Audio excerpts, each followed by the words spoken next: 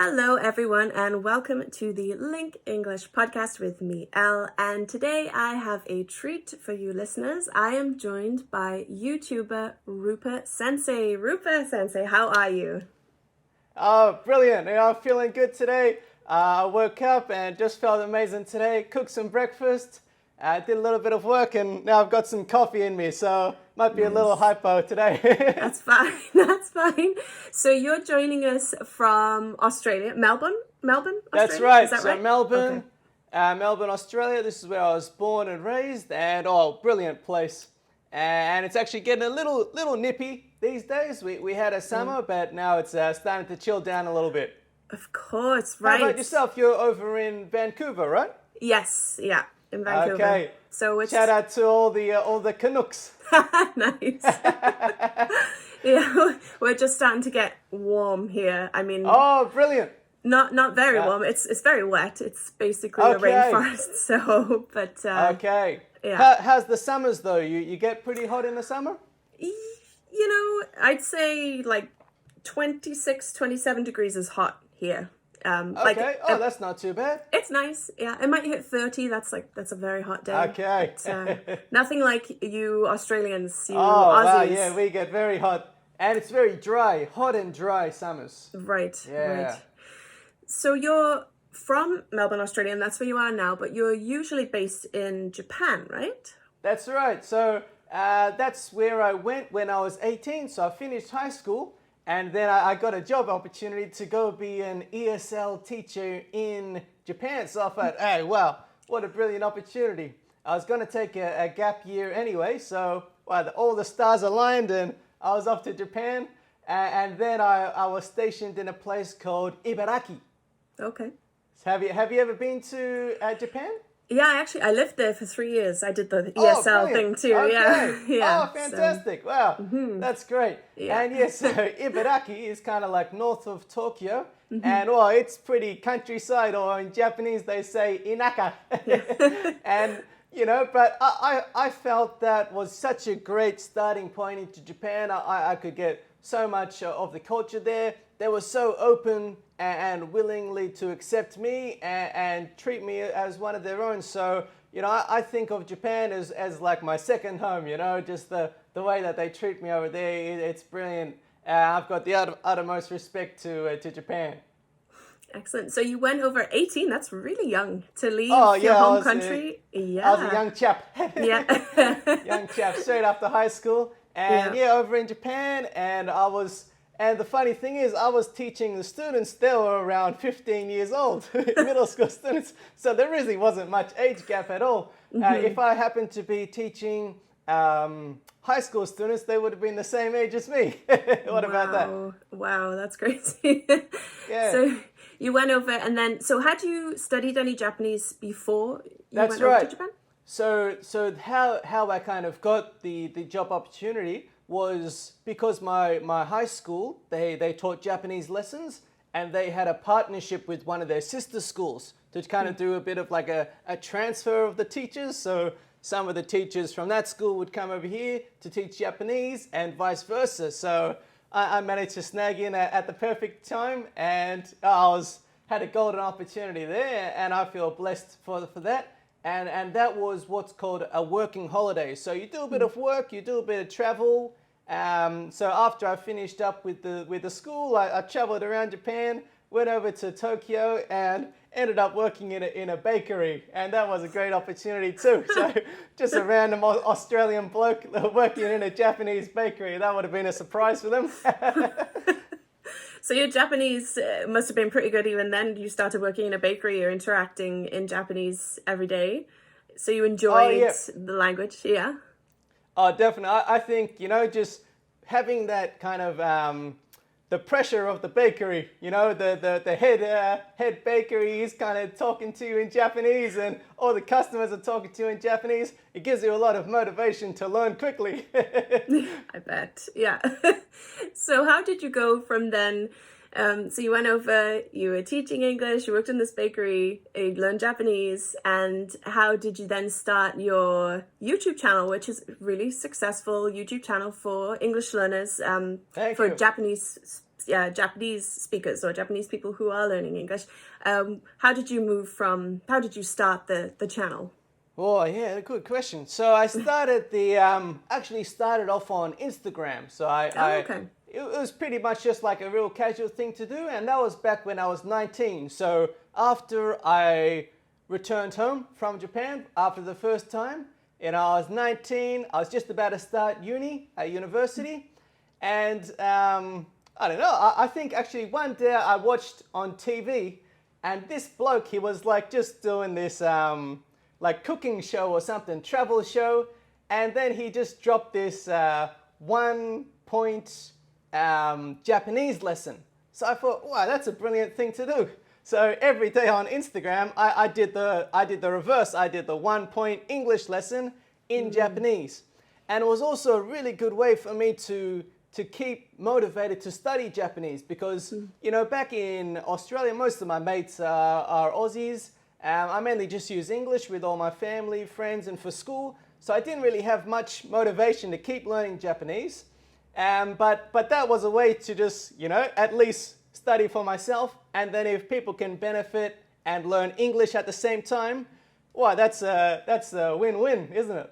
So I kept doing that, and I continued that for about 650 days. Every single day I did that. I was teaching one phrase on the Instagram. And then I decided to go over to YouTube and make more kind of long form content, much more kind of, you know, professional looking, at least as professional as I can be. And then that started to take off really well. And actually, going on from there, that's about the time when I went to Japan for the second time. And that way was through my university. So just through like a study abroad, and I did 1 year over in Osaka. Love Osaka. I went there one Golden Week, and it was Brilliant! amazing. Yeah, it's such I a think they vibrant. they just had their Golden Week last week, I think. Right, of course. Yeah, it's that time of year. Yeah, I guess it maybe wasn't such a crazy Golden Week this year. That's true. Yep, absolutely. Yeah. Golden Week at the home, you know. Yeah. So amazing. Your channel is just excellent. I was looking through some of your videos. I love how, especially the videos where you kind of go through the English used in a movie or a TV series. Yep. It's just great for, you know, that immersion style. It's excellent. So thank you. Yeah, it's really fun. Because during the lockdown, because I used to do much more kind of interactive videos where I would, you know, talk to people on the street or maybe interview someone. Like I did the interview with Steve, and he kind of showed off and spoke 20 languages, and that video went really well. So that's kind of how I got into contact with LingQ, and that was so fantastic. But then once I got back to Australia and we had the lockdown, I just started watching a whole bunch of movies, almost a movie every day. And I think movies are such a fun way to learn a language. I learned Japanese through a lot of like media, like movies or TV shows. So I thought, hey, probably my viewers, they want to do the same thing, but learn English instead of from me all the time, maybe Tom Cruise or Leonardo DiCaprio. And it makes it a little bit more interesting. For sure, yeah. So I wonder, so your channel, you have almost 500,000 subscribers right now. Fantastic. That blows my mind, you know. Congratulations. I don't even know how I did that. Somehow. Well, it's excellent. I mean, yeah, you can see that you have just such an enthusiasm to, you just kind of, it's great to watch, you know, it gets people into it. Thank you. So I think that's just proof that anyone can do it. You know, I'm just some random bloke from Australia, and I speak Japanese okay, but I'm only teaching English, and that's my native language. So I think if I could do it, anyone can do it if they want to start YouTube or some social media business, anything like that. I wonder then if you you must get lots of messages and obviously comments on your videos. I wonder if there are some standout questions that you get from English learners. Are there any areas that you get the same kind of questions about, whether it be pronunciation, you know, certain grammar points, are there things that crop up more often? Yeah, so I think, especially because my content kind of focuses a lot on listening and listening to native speakers in particular from the movies and stuff like that. So I do get a lot of questions from, how to improve my listening, or maybe the student, they watch their movies and TV shows with the subtitles, which is fantastic, but they want to start watching like English shows with English subtitles, make that transition, which is a pretty hard transition, even sometimes when I'm watching Japanese shows, I'll try my best and I'll chuck on the subtitles, but sometimes it's too overwhelming, so I'll have to go back to the English subtitles. But really, I think for listening, one of the best advice I can give you is just time on the task, where this is probably for all the skills in learning a language, or all the skills in generally in life, is just focus as much time as you can and really give your brain time to get used to the sounds and the sound differences from your own language, and that's really going to help you kind of get the ears of the language you're trying to learn. That's excellent advice. And what would you, so that's great advice for listening. Is there anything that you could, I wonder if there's something for English learners that they could take action on, maybe like right now, tomorrow, soon, when they stop listening? Is there something that, some piece of advice you have that can help them really improve their English, Yeah, absolutely. Fast, As fast as possible. Hey, I guess that's the thing. So a lot of people, they say they want to learn like overnight, or after 1 week or 1 month. I think the best advice I could give for that is just understand it's going to take a time. It's going to take a long time. I've been learning Japanese, for about 8 years on and off. Sometimes I study harder, sometimes I don't. But it's just going to take a long time to really get to a high level. But one good advice for kind of speeding up that process, if the student did want to, I actually got this from Steve when I was interviewing him. He said, just make a routine. So make it a daily habit.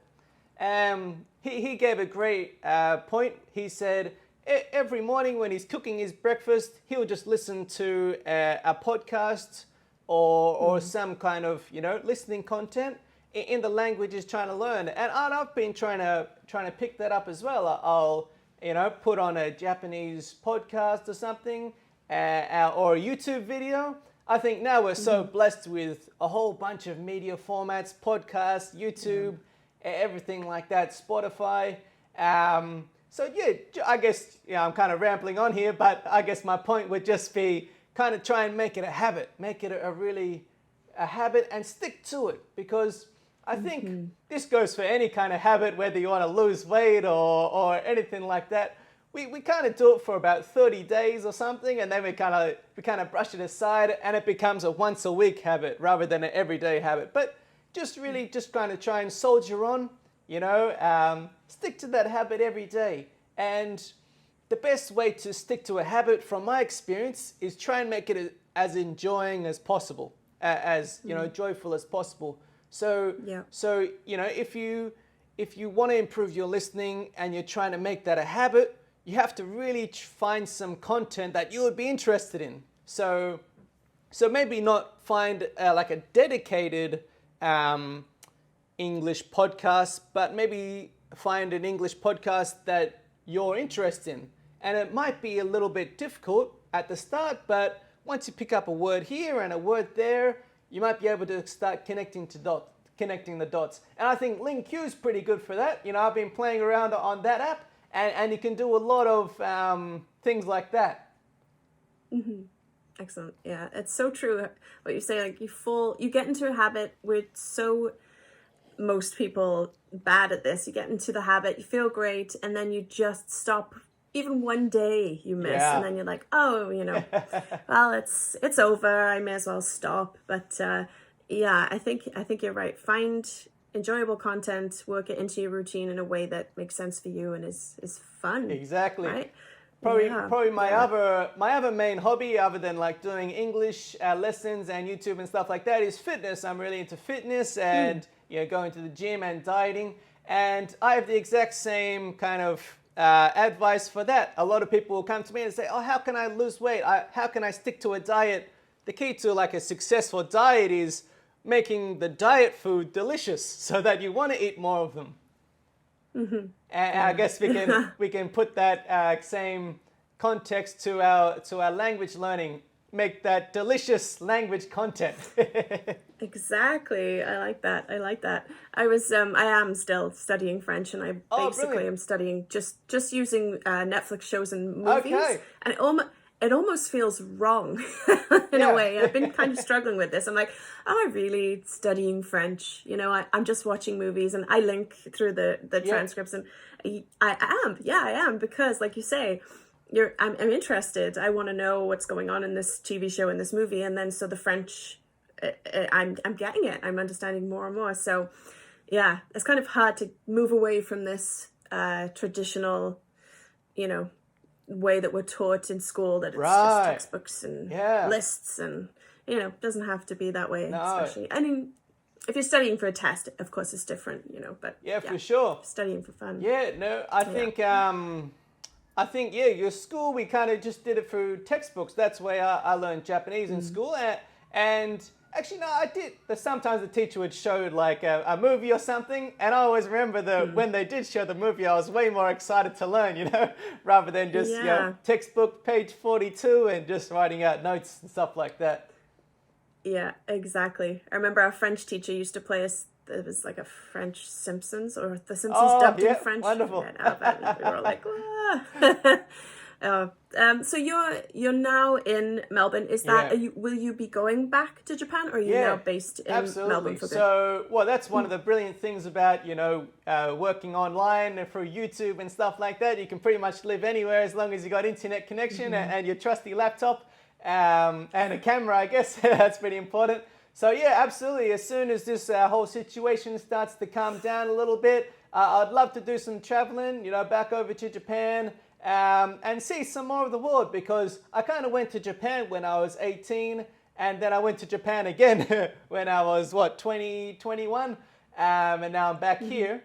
So yeah, I would also like to see some other parts of the world too. So I don't know, just go and go travel the world for a little bit. Sounds good. Excellent. And what about for your channel then? For the rest of the year, are there any plans? Are you planning to focus on the kinds of content that you've been putting out, that fun kind of movie, TV show based stuff? Exactly. So you're keeping up with the English lessons. And I think what's important for any kind of content creator or YouTuber is just listen to what the people are requesting, listen to what they want to see. And check the analytics. We can kind of go in the back end, check the analytics, see what the people watch more of, and keep doing that. So that's how I've done YouTube so far, and it seems to be going all right. And I just plan to keep making YouTube videos. I think I'm so lucky to be in the position I am for being able to. I was able to leave my job. I used to work as a full-time as a salesman. And I was able to leave that, and now I'm just pursuing this the YouTube lifestyle, and it's been going all right, and I plan to do it for many more years. Fantastic. Well, anyone who is interested in checking out your channel, I will pop the link. Oh, thank you. Rupa Sensei is the name of the channel, and best of luck with the channel and anything else for the rest of the year and beyond. And thank you so much for joining us. Oh no, thank you. It was my pleasure. And shout out to all the LingQ team, Steve, Mark, yourself, everyone there. So it's such a brilliant app. So guys, if you're wondering for what tool to use, hey, go download LingQ as well. I use it and I recommend it. Amazing. Thank you, Rupa Sensei. Okay, yeah, have a great day. See ya.